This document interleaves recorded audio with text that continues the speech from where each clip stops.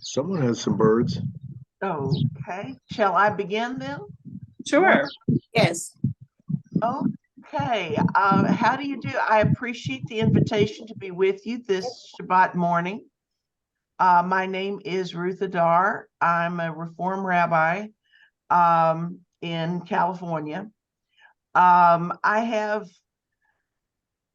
When we started talking about meeting today, and I looked at the schedule of the parshiot, because I like to stick close to the Torah portion one way or another. It's like a little handrail. I've got one hand on it, and then we can talk about things.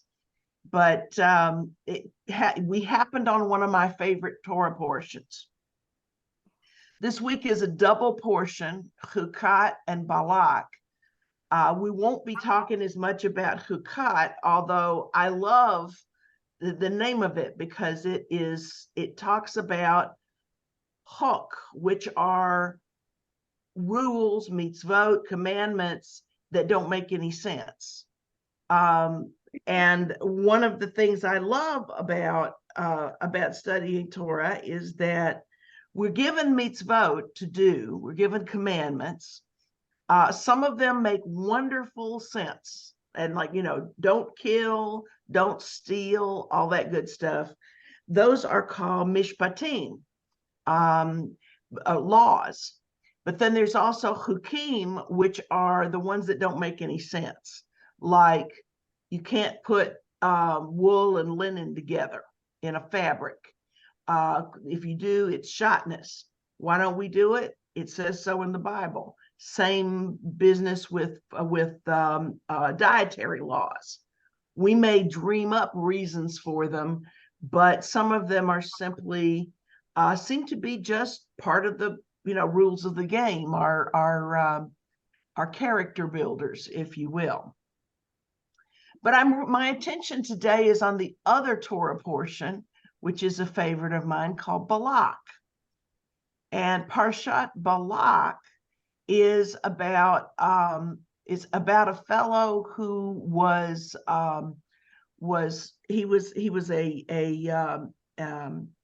wonder worker. He turns up not only in our Torah but in some other ancient Middle Eastern documents. He gets around. His name is Bilam, and Bilam was a wonder worker. He was regarded as a magician. And in all of the accounts, there are accounts of him talking to animals. So he's kind of a biblical Dr. Dolittle, if you will. This particular encounter with Balak begins when the king of Moab, whose name is Balak, decided he needed somebody to curse the Israelites because there were too many of them. So he rings up your friendly local wonder worker, kind of like we go on Yelp to find somebody good. He gets Bilam and says, I'm going to pay you a bunch of money and I want you to curse those people. And Bilam says, let me talk to God about that. I'll get back to you. And God says, not a good idea, Bilam, don't do it. And Bilam goes back to the king and says, nope, can't do it. The king says, how about some more money? And Bilam says, let me talk to God again. And they go back and forth until the price is right. And then he finds himself on the way to go curse the Israelites. When he does that, he then we have an account in our Torah of a really egregious piece of animal cruelty. And I'd like to share that story with you. So I'm going to share the screen and hold my breath and hope for the best here. This usually goes well. Occasionally I get kicked offline by I have some internet problems. If I disappear, don't worry, I'll be back shortly, very shortly. But this is from Numbers 22. And so we're at the point where Balaam has given in and he's going to do this job for the Moabites. Would anybody like, we could go around and read this little piece of the portion together, one line at a time. Do y'all enjoy doing that kind of reading? Sure. Yeah. Okay, well, who would like to go first? Oh, I would like to go. Oh. Okay, wonderful, wonderful. All righty, start in, and when you get tired, stop and we'll pass it to somebody else. When he arose in the morning, Balaam saddled his ass and departed with the Moabite dignitaries. But God was incensed at his going, so a messenger of Yahweh, You can just substitute God for the tetragrammaton there. all right, took a position in his way as an adversary. He was riding on his she-ass with his two servants alongside. When the ass caught sight of the messenger of Hashem standing in the way with his drawn sword in hand, the ass swerved from the road and went into the fields, and Balaam beat the ass to turn her back onto the road. The messenger of Hashem then stationed himself in a lane between the vineyards, with a fence on either side. The ass, seeing the messenger of Hashem, pressed herself against the wall and squeezed Balaam's foot against the wall, so he beat her again. Once more the messenger of Hashem moved toward the stationed himself on a spot so narrow that there was no room to swerve right or left. When the ass now saw the messenger of Hashem, she lay down under Balaam, and Balaam was furious and beat the ass with a stick. Then Hashem opened the ass's mouth and said to Balaam, "What have I done to you that you have beaten me these 3 times?" Balaam said to the ass, "You have made a mockery of me. If I had a sword with me, I'd kill you." The ass said to Balaam, "Look, I am the ass that you have been riding all along until this day. Have I been in the habit of doing thus to you?" And he answered, "No." Then Hashem uncovered Balaam's eyes, and he saw the messenger of Hashem standing in the way, his drawn sword in hand. Thereupon he bowed right down to the ground. The messenger of Hashem said to him, "Why have you beaten your ass these 3 times?" "It is I who came out as an adversary, for the errand is obnoxious to me. And when the ass saw me, she shied away because of me those 3 times. If she had not shied away from me, you are the one I should have killed while sparing her." Thank you. Wonderful reading. So here we have this story about a wonder worker who talks to animals. And God, when you see this business again and again, the messenger of Hashem or the messenger of Adonai, the word for messenger is malach, and it is sometimes also translated angel. But God does not want him to go do this. And this poor little donkey is in the position of having to deliver this message, and she gets hit for it. This is probably the most egregious example of animal cruelty we've got in the Torah, and it's significant that it's a foreigner doing it. It's not ours, but but it points us to the whole question of cruelty to animals in Jewish law and in Jewish tradition. The first thing to know when we want to look at those texts is that the name that is used, the words that are used for cruelty to animals, in English, it's cruelty to animals or kindness to animals, and it's very much focused on what the person does.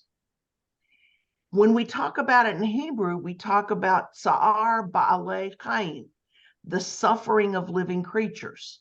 And the focus is on the animal, not on the person doing it. We start out in Genesis chapter 1, verse 24, where God says, "Let the earth bring forth every kind of living creature, cattle, creeping things, and wild beasts of every kind." That's the JPS translation. And Rashi points out that Nefesh Hayai, which is the translation of that's what's translated as living creature here, actually translates most strictly as living soul. And it suggests that animals might have souls. It puts animals on a much higher rung than we frequently do in terms of seeing them as part of creation. But that's just a little notice that Rashi holds up for us. When we look at the Genesis creation story, the first chapter of Genesis, we see this passage here, and God created humankind in the divine image, creating it in the image of God, creating them male and female. So now we're at people, and they get to be images. We get to be somehow images of God, although there are lots of ways of interpreting that. God blessed them and said to them, "Be fertile and increase, fill the earth and master it." Fill the earth and master it. And one of the ways that that has been interpreted is to say that that human beings are at the top of the pyramid, if you will, of life, or at the top of evolution, if you want to look at it that way, and that it is our God-given right, in fact, responsibility, to master the earth. And then God says, "I give you all these creatures." So that's very interesting. But then we get here to a couple of verses down. God said, I give you every seed-bearing plant on the earth and every tree that has seed-bearing fruit. They'll be yours for food. And to all the animals on land and all the birds of the sky and to everything creeps on earth, in which there is the breath of life, I give all the green plants for food. So there's a little bit of a double message here. On the one hand, we are the masters of creation. On the other hand, it's a little bit ambiguous whether we're eating meat here or not. And usually the interpretation by the rabbis was that Adam and Eve were vegetarians. They did not eat meat. That was something that started after they left the garden. But we begin to get a tension between a need to treat animals with respect because they are also part of creation, and the fact that they taste really good. So what are we going to do with that? We have some other lines about it I'll come back to. But another rather interesting bit from the Babylonian Talmud in Brachot 40a, Rav Yehuda, right here where the asterisk is, Rav Yehuda said in the name of Rav, "It is forbidden to eat before feeding one's animal. As it says, I will give grass in thy fields for thy cattle, and then thou shalt eat and be satisfied." That's from the Talmud, but it's making reference to a verse in Deuteronomy. God will also provide grass in the fields for your cattle, and thus you shall eat your fill. So certainly by the time of Deuteronomy, we're talking about eating meat, eating kosher meat, and there's no question but that animals can be for food, but that we have to treat them with a certain respect. They need to be fed before us.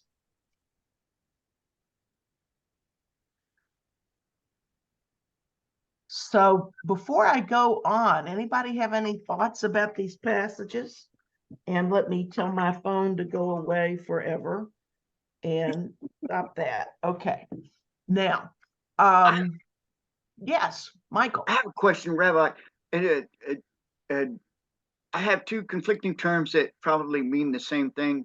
But in the first chapters of Genesis, as I understand it, we as mankind were given dominion over all the earth. And yet another reading tells me that we, mankind, were given dominion over all the animals and the fish in the sea. Which one is it? That's the debate. Yes. That's the question. And the question is, if we are masters of the earth, if we have dominion over the earth, what responsibilities does that entail? And that's really the assumption cooked into a lot of this, is that as with any other position of authority, there are responsibilities that go with the authority. And so that's what I'm looking at the tradition to try to figure out. But yeah, those are very clear statement. And yes, one says the earth and the other lists all the animals, but I kind of think it's a package deal. And it's also connected to the fact that there are two Genesis stories. Yes. About how all this started. There are. We've got two creation stories just to keep things lively. One of the things I like to tell my students is that we've got two creation stories so that we will remember that they're not about literal truth. They're to be understood metaphorically. They're to be understood to explain things about life to us, but not necessarily to replace science. Religion tends to address the why of the world. Science addresses the how.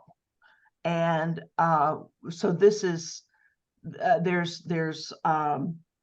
really are separate theaters of inquiry, but they do get crossed up. And here we're asking about our responsibility in a world in which we have dominion over the animals. So apparently we do have a responsibility to feed the animals.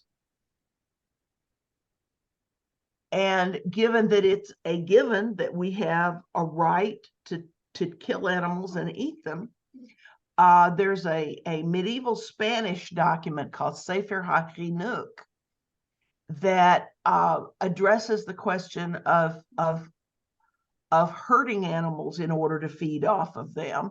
We can also say as a reason for slaughter from the neck with a knife that has been checked. In other words, shechting, kosher slaughter, that it is in order that we not cause too much pain to living things, as the Torah only permitted man, due to his status, to derive nourishment from them for all of his needs, but not to cause them pain for no reason. So it's still left up to us to make decisions about it, but saying, oh, you can pile those chickens in coops up to the ceiling and they don't need to be able to move because they're just animals. That doesn't really wash in Torah law. The question there is the suffering necessary to feed the people, or are we getting into unnecessary suffering? And when we say, well, why isn't it okay? We can look at Maimonides. This is from the Guide for the Perplexed, which was really a philosophical work. But he says that the objective to refrain from tsar ba'alei chaim, from the suffering of animals, is established with a view to perfecting us, that we should not acquire moral habits of cruelty and should not inflict pain gratuitously, but that we should intend to be kind and merciful even with an individual animal, except in case of need. So we can't just pick on them. Balaam was wrong to beat that donkey, but sometimes we need to be cruel to animals in order to eat. So got a couple of other little passages that apply a little bit. I love this line from Proverbs. A righteous man knows the deeds of his beasts, but the compassion of the wicked is cruelty. In other words, if we lose our capacity to notice the suffering of an animal, we've become wicked. We're outside the bounds of Torah. And then there is there's a line from Shabbat, from Tractate Shabbat of the Talmud. He who has compassion for living creatures, heaven will have compassion on him. There's a sense that our destinies are tied together to some extent. So in light of these, we can ask some questions that have individual answers. There's no single right answer to these questions. Where do we draw the line about animal cruelty?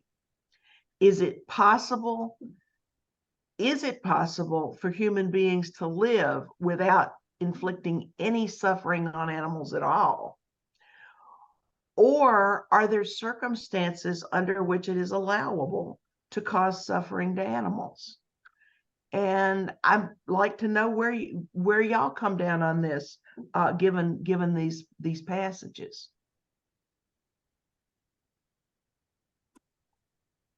Well, Go ahead. I was just going to say, I think there's two different questions there. I mean, one, is it possible to live without giving any pain or suffering to animals? I think it is possible, but in a time of need, if we need to eat an animal to survive, then the way Jewish law has it, to minimize its pain, its suffering. It just seems like there's two questions that deserve two answers. And is it possible? Yeah, I believe it's possible. Is it likely? That's a third question. Probably not as likely based on experiences of the last years. Anyway, Meat tastes good. There's no way around that. And unless you don't like it. I mean, it's a very efficient form of nutrition. I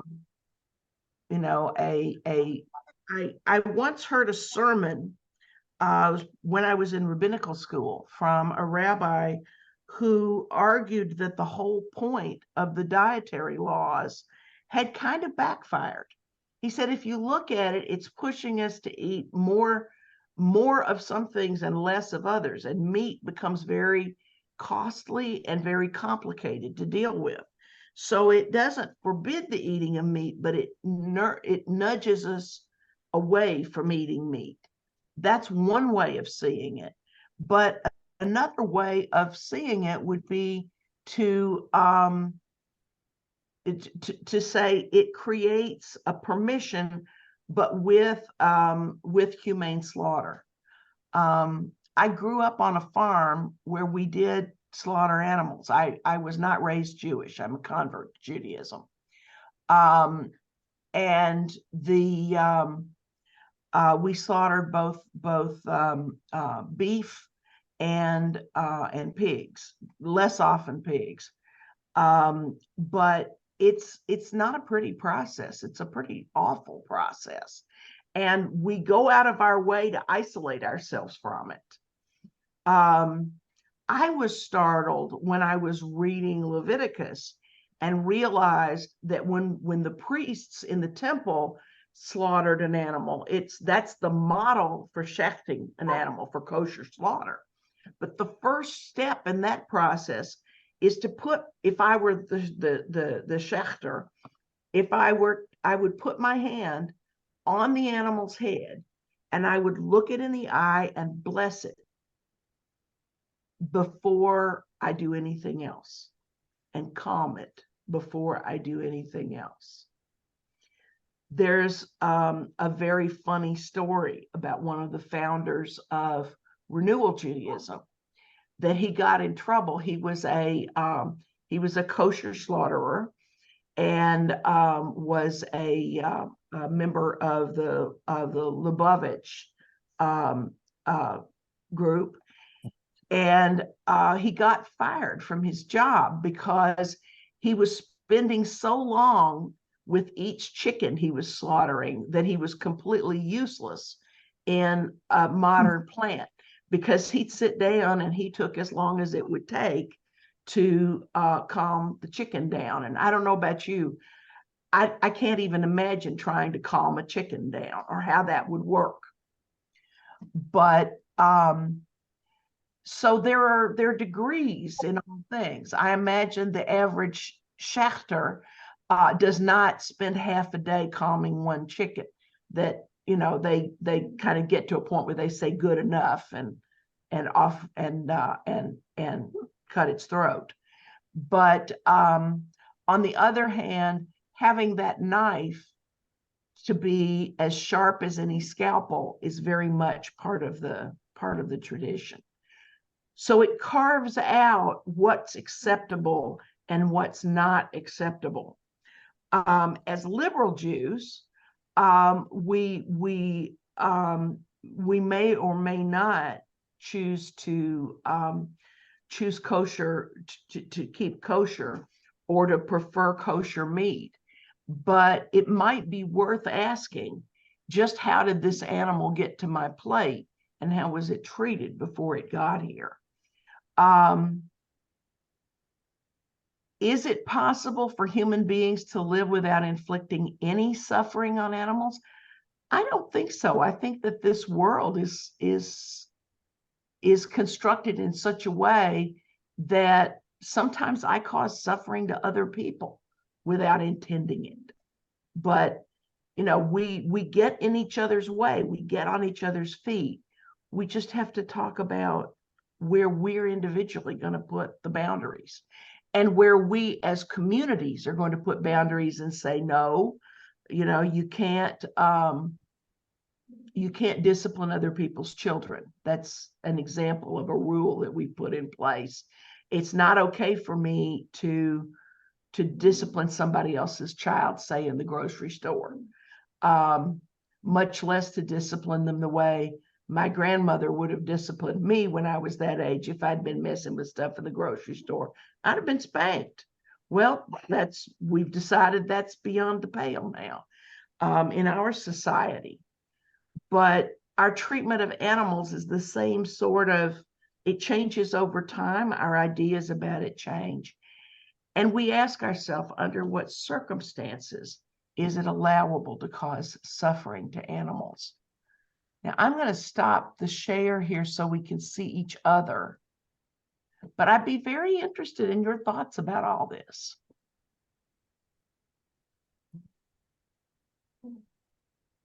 What about the killing of animals not for food? There you go. Treatment of animals not for food. There's some people on one extreme who say it's not even okay to keep pets because they should be free creatures. Where would you set the boundary on that? Well, I know out of necessity for clothing, there were beaver pelts, there were other animals that weren't for food, but were killed for their pelt or for other reasons. Survival still, but not for food. Right. I think that's where I draw the boundary. It's not right to kill an animal for a trophy. That's unnecessary. Right. But on the same hand, people got to eat. So, I don't know. It's a two-step process kind of thing. Mm-hmm. Chuck, Well, you look like you're about to say something. Well, I'm just wondering. I mean, I'm not a vegetarian. I don't really know too many people that are vegetarians, but I'm wondering if this sort of thought ever came into their mind as to why they became vegetarians, or did they just decide eating meat was not a good idea? They heart healthy. I'm better off eating veggies. I don't know. It'd be interesting. I know both kinds of vegetarians, to tell you the truth. I know vegetarians who pursue that because they truly believe it's healthier for them. I also know people who are really determined about not only not eating meat, but not consuming animal products because they feel like it's too hard on the animals. I can admire that impulse without, I am definitely not a vegetarian myself. But I do, every time I study these texts, I wind up saying, I should be asking more questions about where my food comes from. There was somebody else who was, Yashim, were you about to talk? Just sorry, hi. I just wanted to say I've been a vegetarian for as long as I can remember. However, I do eat eggs sometimes more than others. And I've always sort of been on the fence about eating fish. Sometimes I can, sometimes I can't. But the why I say I can't is I have a really physical reaction that's just horrible to eating anything like, chicken, fowl, rabbit, whatever I mean, meat, of course, or anything, cattle. I don't know, I can't even think, but it's a physical reaction of extreme repulsion, and it's not pretty. So, and I don't want to even touch it. And there's something about the energy. I've always felt it as a child eating, meat. And then when I grew up and, I could make my choices early 20s and or just late teens, I just stopped it because it was just too painful. So I don't know too many people who talk like this, but it's a real repulsion, a physical repulsion. But fish, I feel like, well, I mean, I do get protein from them, but I feel like it's like they haven't been murdered with a knife, or with a machine. They've been caught. And somehow that makes it's not that it's easier. Of course, they suffer from being pulled from the water to, air, and it kills them really, but it's somehow that's a different kind of gathering. I don't know, but I'm just trying to share. You asked about what do vegetarians feel, and that's how I feel. So that's how it goes for me.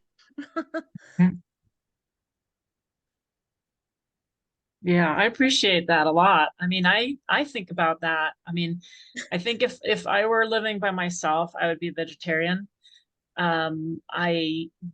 We do eat some meat in the house, and a big reason for that is just a health thing going on with my daughter, and she needs some meat sometimes. But I would prefer not to. And I do think about it. I do think about how it's raised, where it comes from, and how well they're being treated and all that. And because it really bothers me. It does bother me, the idea that I'm taking something's life when I know I don't need to. I mean, because we don't need to eat meat, Well, I guess I'll take it to another extreme. Do we know for a fact that a cucumber does not cry? That is actually a very legitimate question. We know so little about how most of what the world. Yeah, most of what we eat was once alive. And we need to take that life in order to sustain our lives. So it just makes a bigger question. Another approach is to simply make sure we appreciate the life we take. That was one of the things that I became very conscious of growing up on that farm, was that I was acquainted with dinner. I had patted that sow and that steer. And sometimes I remember I could not eat pork as a child because the pigs were too smart. And we all see how that turned out. I decided to become a Jew. But the cows, Oops. Oh, sorry. I hit a button. I'm so sorry. Okay, that's okay. It happens. It's Zoom. But there's a real question there of how much I tried at one point after I heard this sermon that said, the whole point of Leviticus is to get to a vegan kind of diet. And I thought, okay, I was keeping kosher at the time, and it would be much easier than juggling 11 different dishes around the kitchen. So what the heck? I will go vegan. And I got so sick so quickly. It was not something I could sustain, and I had to quit it. We have different bodies, and I think our bodies are individual and have different nutritional needs. There's some of us are disgusted by things, and I like to think that's a very fine sensibility on your part, Yashim, to be tuned into that living creature. But I think it's, again, we find our own way with these things, but that balance between being kind and being bloodthirsty is real. Ron. Well, I'm thinking of the new meat, that impossible meat, and they're starting to grow chickens and even beef from cells that they never were alive, and maybe for Yashim it would be easier to eat it if you wanted to, not that you would ever want to, but that the meat that you're eating has never been butchered or slaughtered. And so that's one way that now we're moving into a new direction that's probably better for the earth and the environment as well. Can I answer that, Ron? I agree with you that it's probably, easier, but not for me and other people that like me. They make them smell and look like meat, which also affects, I can't, I can eat just veggie burgers that don't smell like meat. You know what I mean? They're veggie burgers, but these new meat stuff is something else. It's sometimes I feel like it's double the trouble, to do, because you get confused about what you're reacting to. There's a big debate going on in Israel right now over, aside from all the political stuff, and I don't want to get into that, but halachas, Jewish legal experts, about the artificial meats and what's allowable and what isn't. And it's a very interesting debate. And I apologize, just because my dog keeps yapping. He is not suffering. He is. His name is Ginsburg. Yes, Rob. Leona had her hand up. Yes, Leona. I'm looking at what's going on the earth now. As human population grows and grows and grows, we are taking over territories where animals lived. So the animals come onto farms and we're killing them because they're coming into territory that was theirs, that's no longer theirs. And it's very cruel to, as I can see, to do that to animals. It's not their fault. That's where they lived. But the population, the human population, is exceeding bounds and taking over their territory. So it's their fault that they're coming onto farms, but it's not. Right. Sherry. I don't know if any of you are familiar, but there is, I think, a pretty ancient religion, the Jain religion in India, and they are so committed to nonviolence that, not only would they never eat any animals, but they're really conscious of, even with plants. And they will go out of their way to avoid doing harm to absolutely every living thing possible. It's really amazing to me. It is. There's a distinction in our texts as well as those of some other religions, including them, a distinction between the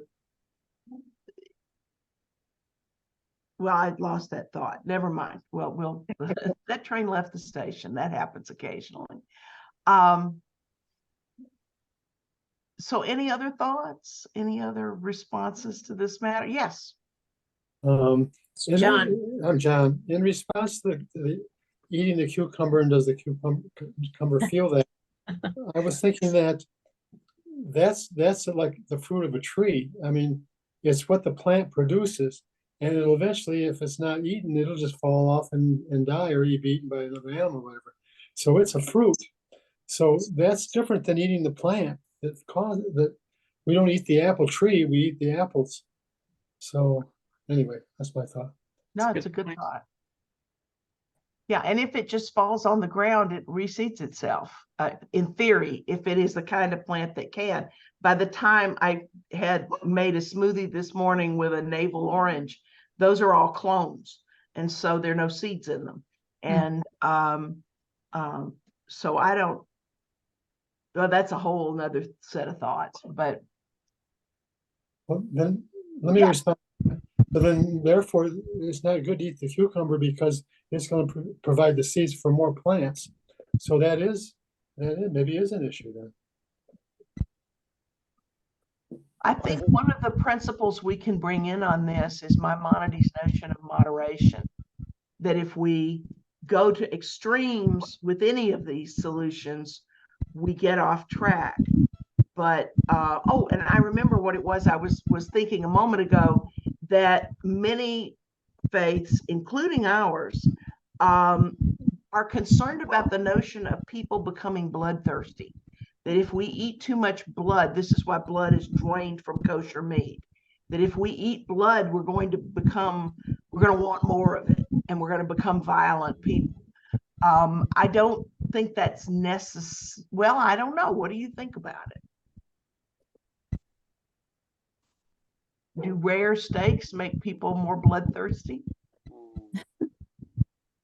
I don't like the taste of rare meat, so I don't think that's ever going to happen to me. And to me, bloody steaks and stuff, they taste like a copper penny. So I could never be a vampire, ever. Yeah, I couldn't. Well, even shechting or shechtering is cruel. Even the way that's done, from what I understand, they're herded into a solution of chemicals, and they come out, and there's a lot of fear on the part of the animal that will actually taint their meat that we're eating. And someone was telling me about a new place, it's either in New Jersey or New York, where they shecht animals, and they're taken in one at a time, and they are calm, and the meat is totally different. I heard that it costs, I don't know, $15 to $20 a pound, maybe, for ground beef, but it's a whole new way, and it's becoming very popular. And it's a better way of killing animals, even in a kosher style, than the way it's done traditionally in kosher slaughterhouses. The fear hormones do make a difference in the taste of the meat. I can attest to that.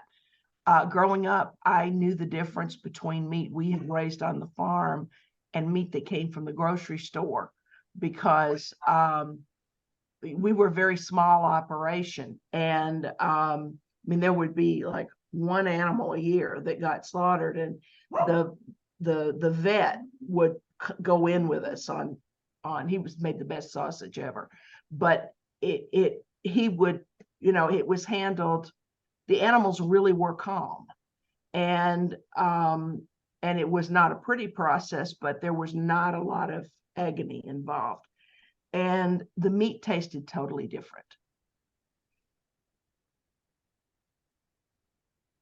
But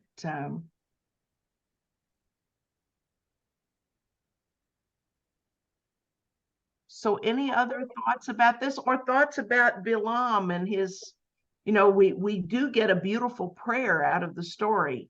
When he finally gets up on the cliff overlooking the Israelite camp, he is bemused. He can't come up with any words. And this is the point where God steps in and intervenes. and he opens his mouth to offer the curse that he's going to be paid for. And instead, he says what has become a prayer for us, the prayer about, you know, how beautiful the tents of Israel are. Matovu, exactly. And that's where we get the first lines of Matovu.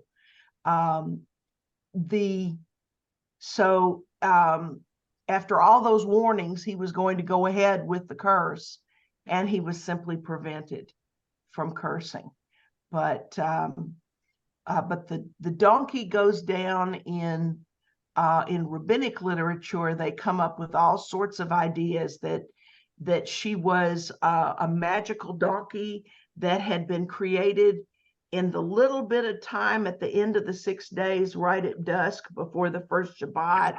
And I mean, there are all these stories because it's a story about a talking donkey. And how cool is that?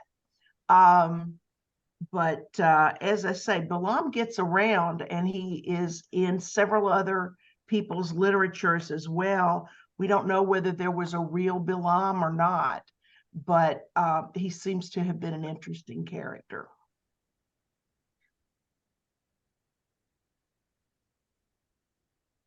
Hey. The thing I want to add is that animals are always sensitive, often more sensitive than human beings, to energies and divine energies and materializations of spirit. And, you know, so it's, to me, I would expect an animal to hear and obey God's messenger faster than a human, because there's nothing keeping them from the reason that we employ. Oh, this can't be real. This can't be the time. This can't be the message. That doesn't happen with animals. So that's what I like about this story. I've often thought of it that way too, that it sort of also shows us about the ability of an animal to sense divine presence and divine messengers. I don't know what you think about it.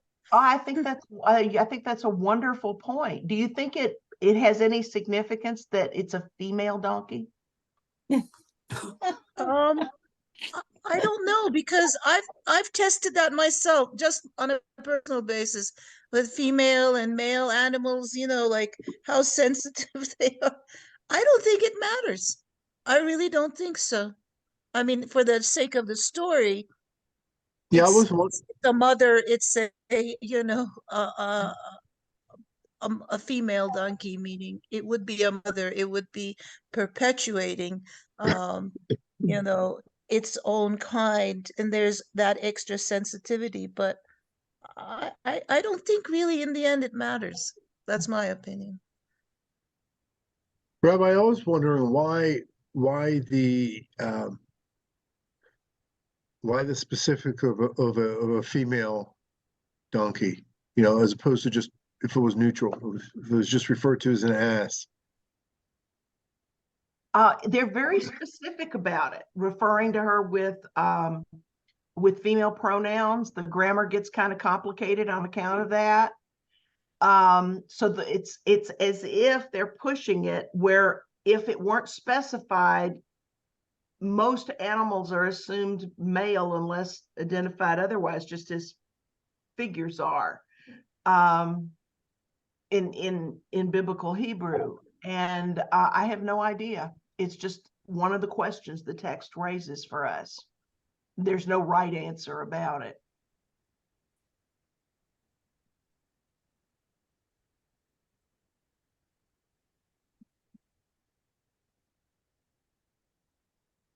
But there are many different ways to approach this story, many different directions we can take out of it. And Nancy, did you have something to say? Actually, I was tempted to mention JTS's comments on the Parsha this week. Excellent. And suggesting that perhaps this was more a dream sequence as opposed to a story about Balaam. that's a very interesting point of view on it. Do you remember more about what the note said? Actually, Chuck probably does. Fill in the blanks for me, dear. Guess he's got to go get it. But a woman wrote the commentary this week, so that made it even more significant from my perspective.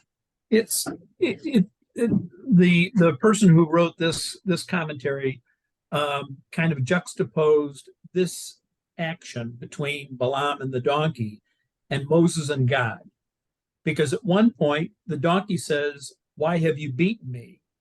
Now Moses at the same time in a different settings says to God, "Why have you beaten me?"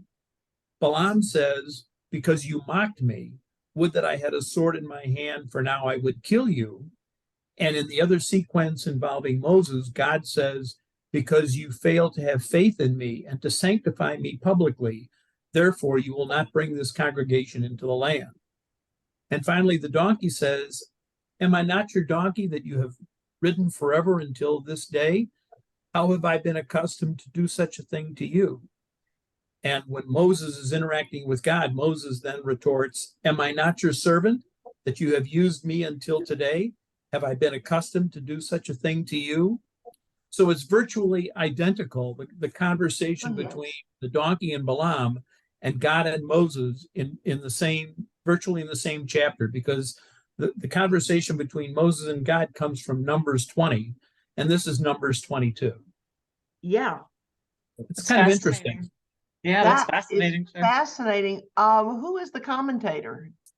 Her name is Jan Urbach. She's the director of the Block Kolker Center for Spiritual Arts at JTS. Wow. Very That's interesting. Extraordinary. Yes. I just thought it was fascinating.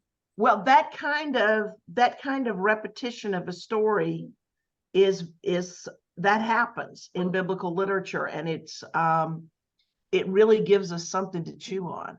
Thank you. Marvelous. That looked like it was the Women's Torah commentary. Is that what you? Yeah. Jan, yes, she's female. Yes. Yes. This is a wonderful book. Wow. Thank you. Any other thoughts on the portion, anybody? We're almost at the end of the hour here, but I'm just kind of surprised. Oh, I'm sorry. Go ahead. I was just going to say, I'm just a little more surprised that more Jews have not or aren't vegetarian, I guess. Yeah. well, I know I find with young Jews or new Jews, I teach what I do. My rabbinate is primarily teaching Introduction to Judaism. And I teach here in the United States in Zoom. I also teach a couple of overseas classes. And I find a lot of people who are interested in keeping some form of dietary laws do so by becoming lacto-ovo vegetarians.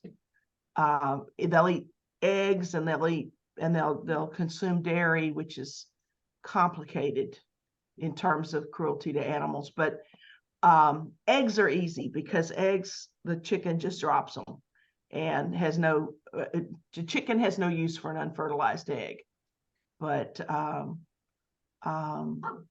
yeah, I think that it's something that has caught on for a lot of people, and that the notion of ethical eating, of eating in ways that are informed by one's ethics, is increasingly common.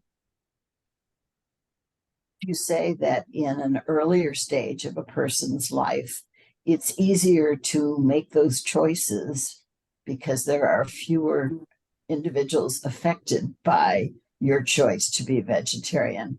But as one moves along through life, there are others who are impacted by that. And it's a far more involved decision.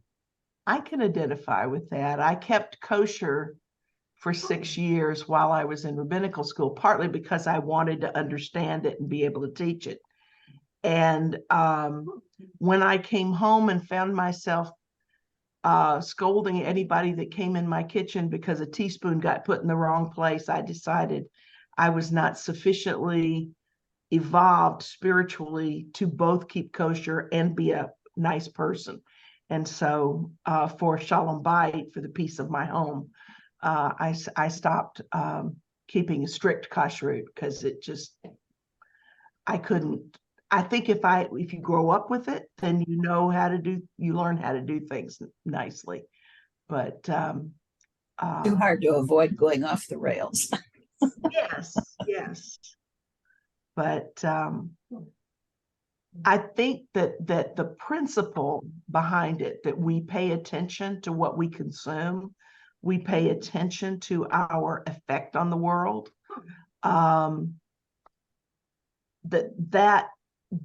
that's a Jewish value, that our behavior, our ordinary day-to-day behavior makes a difference and it counts. And we have to make choices about it, but that it's an imperfect world. There's no way to live completely without affecting other creatures.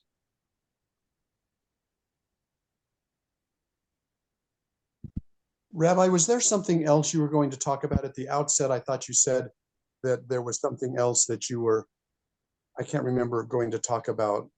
Maybe not. No, I was originally, when I originally approached this, it is kind of fun to look at the other Bilam stories in Near Eastern literature, but I felt like this was more likely to be more practical and useful and interesting for this group. Most rabbis' heads are like overstuffed Rolodexes. We've got lots of directions we can go with any one given topic, because we spend all of our spare time stuffing more in there. But it's a matter of picking and choosing and trying to think about what's useful to people. Well, thank you, Rabbi. This is very interesting. Well, it's a pleasure learning with you today. I hope you have a beautiful Shabbat and a nice week next week. Thank you so much. What part of Thank you, California? Rabbi. Thank you. What part of California? Where in California are you? San Leandro, south of Oakland, across the bay from San Francisco. Oh, okay. Okay, nice. And it's been home for 35 years. Good. All righty. Well, Good. take care and thank you so much. Shabbat shalom. Thank you. Bye. Shabbat shalom. Shabbat shalom. Thank you, Shalom, Rabbi. everybody. Thank you.